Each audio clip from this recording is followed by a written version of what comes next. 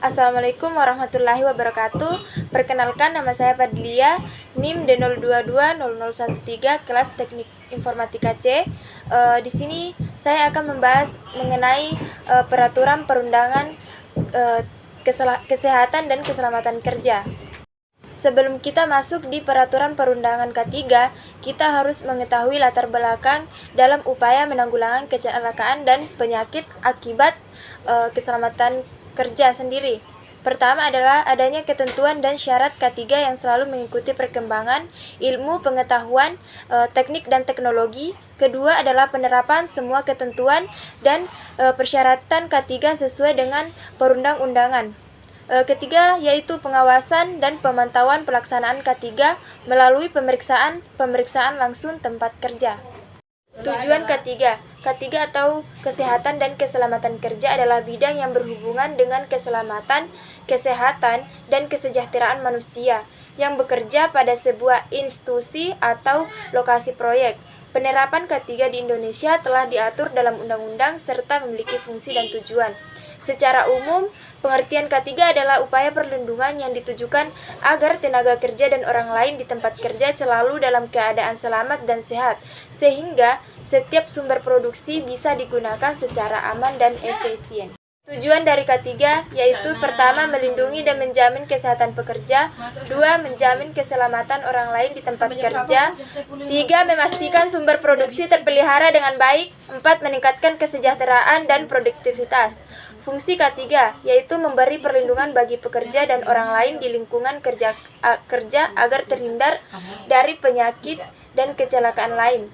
2. Memberi pemahaman terkait bahaya dan risiko pekerjaan bagi pekerja serta tindakan pencegahannya. 3. Memberi arahan bagi para pekerja terkait keadaan darurat yang mungkin terjadi di tempat kerja. 4. Melindungi pekerja dan fasilitas produksi perusahaan dari kecelakaan kerja ataupun penyakit akibat kerja. 4. Melaksanakan regulasi terkait dengan keselamatan dan kesehatan kerja dari pemerintah. 5. Yaitu munculnya peluang bisnis terkait dengan penerapan keselamatan dan kesehatan kerja.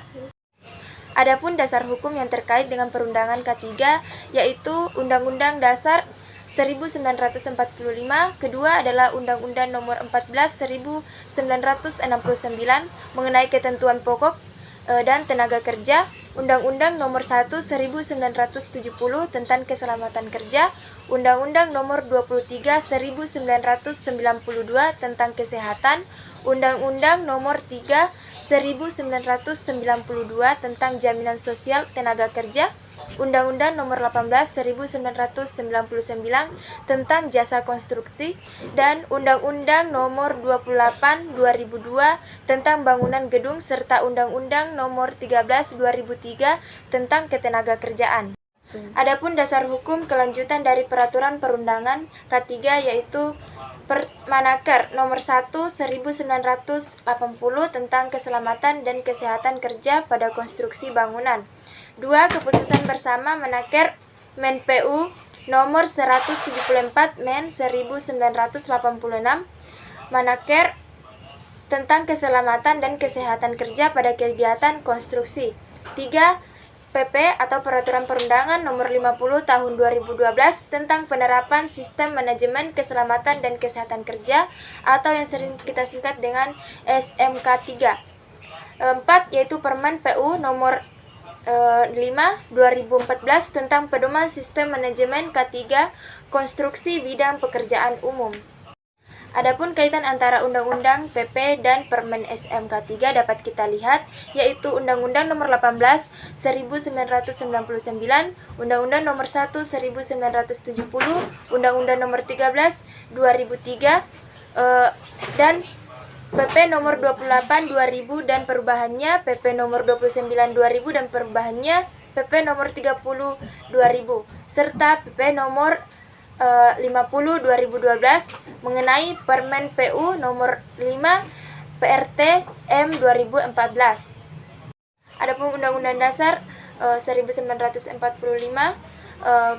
mengenai keselamatan kerja yaitu pasal 27 ayat 2, tiap-tiap warga negara berhak atas pekerjaan dan penghidupan yang layak bagi kemanusiaan. Undang-Undang Nomor 14 1969 mengenai ketentuan pokok tenaga kerja. Bab 4 Pembinaan Perlindungan Kerja. Pasal 9 yang berbunyi tiap tenaga kerja berhak mendapat perlindungan atas keselamatan, kesehatan, kesulitan, pemeliharaan moral kerja, serta perlakuan yang sesuai dengan martabat manusia dan moral agama. Pasal 10 Pemerintah membina perlindungan kerja yang mencakup 1. Norma keselamatan kerja. 2. Norma kesehatan kerja dan higien perusahaan. 3. Norma kerja. 4. Pemberian ganti kerugian, perawatan, dan rehabilitasi dalam hal kecelakaan kerja. 5. Yaitu tidak berlaku.